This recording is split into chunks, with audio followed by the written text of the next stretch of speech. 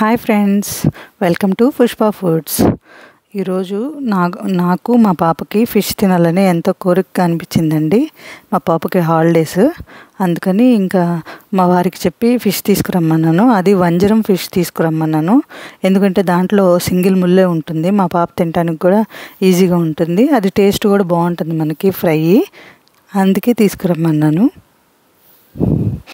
అది తీసుకొచ్చినాక అక్కడే స్లైసెస్ తీసుకొని వచ్చారు.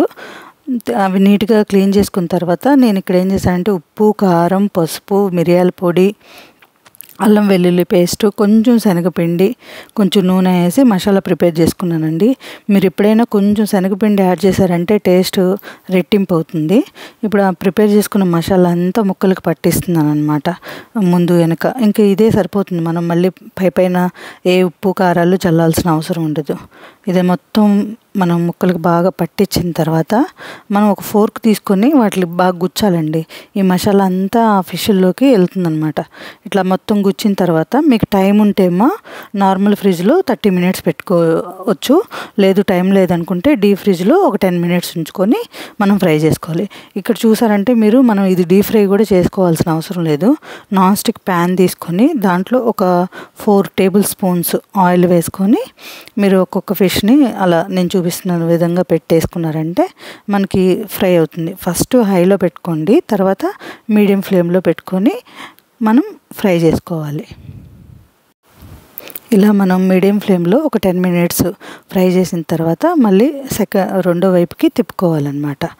మేము ఇది ఫస్ట్ టైం వంజరం తినటమండి. నేను కూడా ఇన్స్టాలో, యూట్యూబ్లో చూసి చాలా టేస్టీగా ఉండిద్ది, సింగిల్ ముల్లే ఉండిద్ది అని చెప్తే మా వారిని తీసుకురమ్మన్నాను, తీసుకొచ్చారు.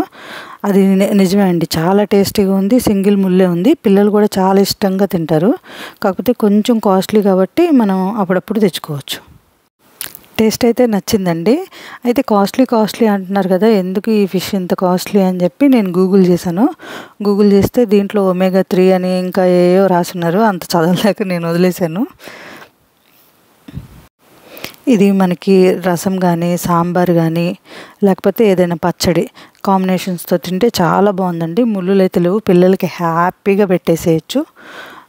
చేప తినడం వల్ల పిల్లల బ్రెయిన్ కూడా బాగా ఎదిగిద్ది అని నేను విన్నాను.